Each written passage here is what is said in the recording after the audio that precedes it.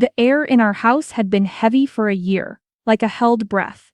We'd counted down the days, 365 long hard days. My brother, Mark, was finally coming home from his deployment. We planned the welcome, we bought the balloons, we dreamed of his favorite meal, but none of us, especially not Mark, knew what he was about to find. What waited for him, silently, in his own bedroom. Something that would leave him utterly speechless. My name is Sarah, and Mark is my older brother. When he signed up, a part of me was proud. A bigger part was scared. Deployments are not easy. Not for the soldiers. Not for the families they leave behind. Every phone call was a blessing. Every letter, a treasure. Mom would read his letters aloud, her voice trembling just a little. Dad would listen, his face a mask of calm, but I saw the worry in his eyes. I missed his laughter. I missed our silly arguments. The house felt too quiet without him. His room stayed just as he left it. His worn-out sneakers by the door. His favorite books on the shelf. Sometimes I'd sneak in there just to feel close to him. I'd sit on his bed and pray for him to come home safe. That room held so many memories of him. Of us. It was his space. His haven. The final week before his return felt like another year. Time crawled, we cleaned the house from top to bottom. Mom baked his favorite cookies. The chocolate chip ones he could eat by the dozen. Dad checked the car 100 times, making sure everything was perfect for the drive to the airport. I made a big welcome home Mark banner. My hands shook as I painted the letters. Joy and anxiety twisted together inside me. Then the day arrived. We drove to the airport, my heart pounding in my chest. The terminal was busy. People rushing. Announcements echoing, and then I saw him. Walking through the arrivals gate. In his uniform. Looking tired, a little thinner, but with that familiar glint in his eyes. Mom gasped, her hand flying to her mouth. Dad stood a little straight-eyed. I just ran, I didn't care who was watching. I threw my arms around him, burying my face in his rough uniform. He smelled of dust and distance, but he was real. He was home. Mark, I cried, my voice muffled. He hugged me tight. Hey Squirt, he managed, his voice thick with emotion. Mom and Dad were right behind me. There were more hugs, tears of relief, and quiet words of love. The heavy weight in our home finally lifted.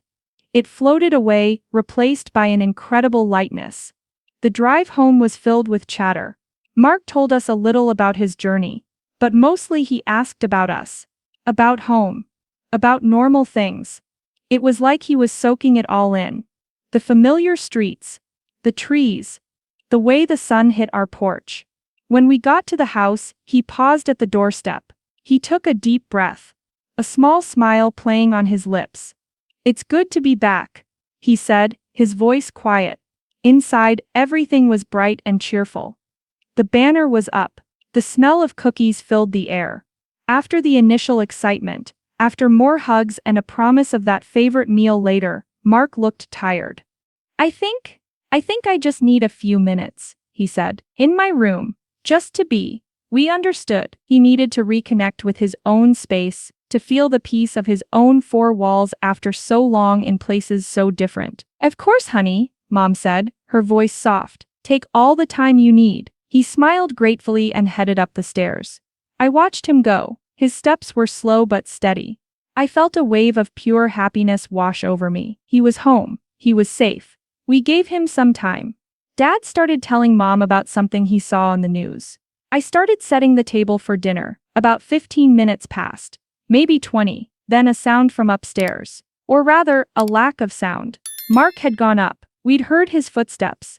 But then, nothing. No movement. No drawers opening or closing. Just silence. A different kind of silence than before. This one felt strange. I looked at Mom. She looked at Dad. Maybe he fell asleep, Dad said, trying to sound casual. But a little knot of unease started to form in my stomach. I'll just go check on him, I said. I climbed the stairs quietly. His bedroom door was slightly ajar. I pushed it open gently. Mark? I called softly. The room looked just as I remembered it. his old posters on the wall, his desk cluttered with things he'd left behind. Sunlight streamed in, making dust motes dance. And there was Mark. He wasn't asleep. He was sitting on the edge of his bed. His back was to me, but his shoulders were slumped. He was perfectly still. Too still. "Mark, are you okay?" I asked, stepping into the room. He didn't turn. He didn't speak. I walked around to face him. And then I saw it. His face was pale. His eyes were wide, staring at something he held in his hands. He looked stunned, like he'd seen a ghost. He was completely, utterly speechless. Just like the title of this story promised. "Mark? What is it? What's wrong?" I knelt beside him, my heart starting to pound again, but this time with a different kind of fear. Slowly he lifted his hands. He opened his palm. Resting there was a small silver dog tag. It was old, slightly tarnished, not like his current military-issue tags. This one was different. I leaned closer. There was engraving on it. A name.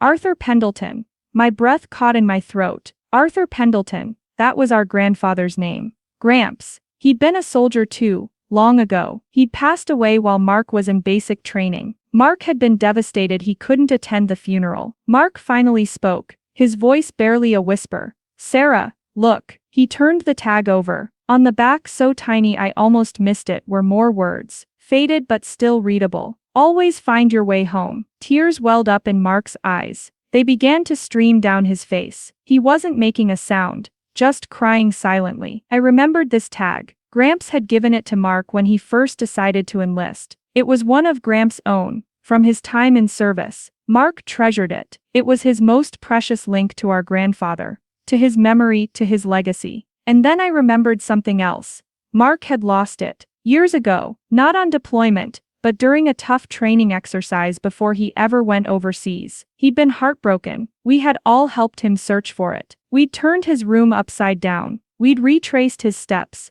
but it was gone, vanished. He'd eventually accepted it was lost forever. And now, here it was. In his hand, in his room. On the day he returned from a difficult deployment.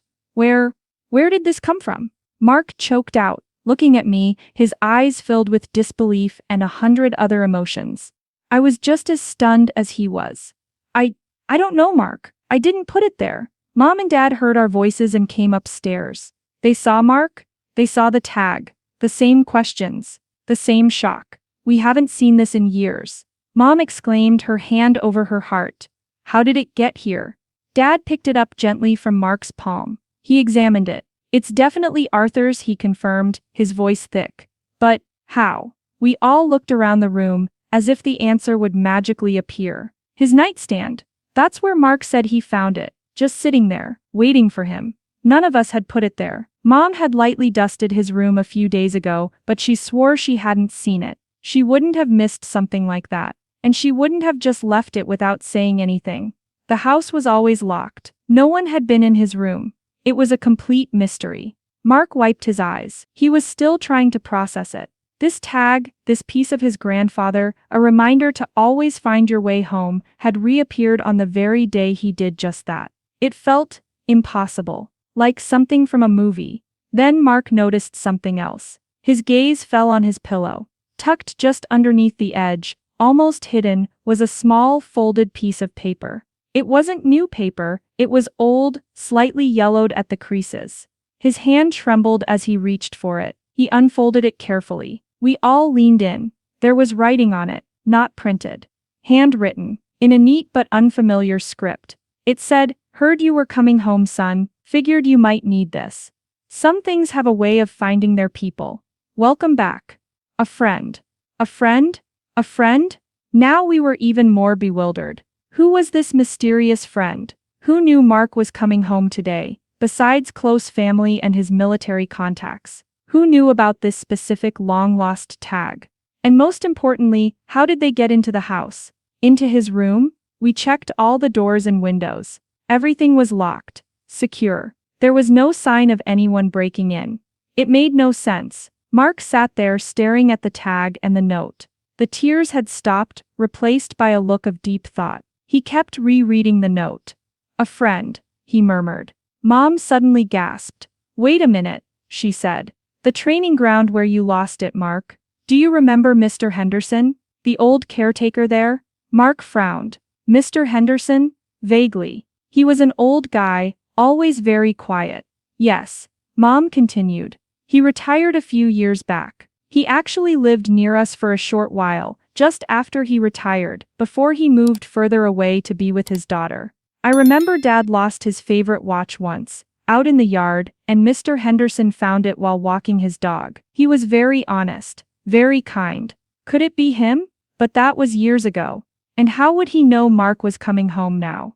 And how would he get in? It still didn't add up. Dad then chimed in, a new thought striking him. Henderson, Mr. Henderson's son, Tom Henderson. He's a few years younger than you, Mark, but he joined up too, didn't he? I think he might even be in a similar unit or at least stationed near where you were. Mark's eyes widened. Tom Henderson? I know Tom, not well, but we've crossed paths. He's a good kid. Quiet. Always seemed very observant. A flicker of understanding, of possibility, crossed Mark's face. He reached for his phone. His fingers flew across the screen. He found a number. I need to make a call, he said, his voice firm. He stepped out into the hallway for better reception. We could hear him talking, his voice low. Tom? Yeah, it's Mark Pendleton. I'm good, man, just got back. Listen, I have a strange question for you. There were long pauses as Tom spoke on the other end. We waited, holding our breath again. After a few minutes, Mark came back into the room. His face was different. The shock was still there, but it was mixed with something else. Gratitude. It was Tom, he said, looking at us. Well, sort of. He explained what Tom had told him. It turned out old Mr. Henderson, the caretaker, had found the dog tag all those years ago on the training ground. He knew it was special. He saw the name Arthur Pendleton and the inscription. He'd tried to find its owner back then, asking around, but no one claimed it. So, he kept it safe, thinking one day he might find who it belonged to. Years later, when his own son Tom enlisted, Mr. Henderson gave him the tag. He told Tom, this belonged to an Arthur Pendleton, maybe a soldier. If you ever come across a Pendleton in your travels, or hear of one who might have lost something precious from an Arthur, see if you can get this back to him. Some things need to find their way home. Tom had taken the tag. He'd carried it with him, sometimes forgetting he even had it. Then during his own service, he heard about another soldier named Mark Pendleton, who was from his own hometown area. He made the connection. He heard through the grapevine that Mark was due to come home from deployment around this time. The final piece of the puzzle, how did he get into the house? Tom had been home on leave himself just the week before. He knew our family, at least by sight and name. He wanted to return the tag, but he wanted it to be a quiet, personal thing. He didn't want any fuss, or for Mark to feel indebted. So, Tom had discreetly asked a mutual acquaintance, a friend of mine, if our family had a spare key hidden somewhere for emergencies. He'd said he wanted to drop off a small welcome home token from some of the guys in their unit, knowing we'd all be at the airport to meet Mark. My friend, not thinking anything of it, and knowing Tom was also in the service, innocently mentioned the spare key we sometimes kept hidden under a loose stone by the back porch. A bit of a security oversight on our part, for sure, but in this case, it led to something wonderful. So, while we were at the airport greeting Mark, Tom Henderson had quietly slipped into the house. He went to Mark's room, a room he'd probably never seen before, but he found it. He placed the precious dog tag on the nightstand. He left the simple anonymous note, signed a friend.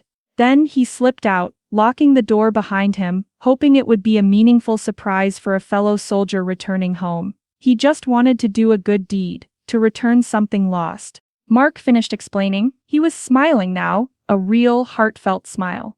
Tears were in his eyes again, but this time they were purely tears of gratitude. He just wanted to give it back, Mark said, shaking his head in wonder. No fuss, just kindness.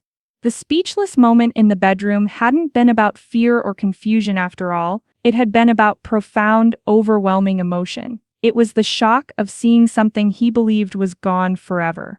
The flood of memories of his grandfather. The sheer unlikeliness of it reappearing at that exact moment. And now, knowing the story behind its return, it was even more powerful. It wasn't magic, But it felt like it. It was a chain of small actions. An old man's honesty, a son's willingness to carry out a wish, a quiet gesture of camaraderie from one soldier to another.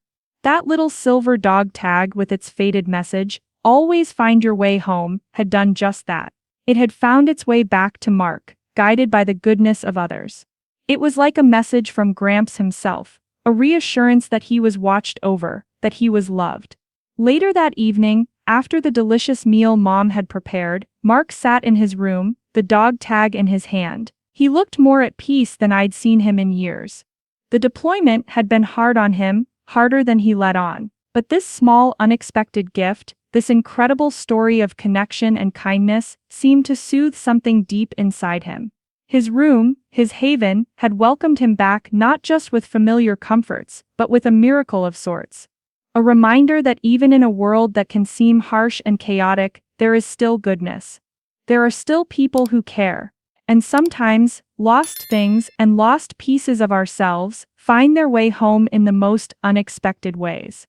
Mark was home, and in a way, so was a precious part of our family's heart. All thanks to a long-lost tag and a friend. We hope this story touched your heart.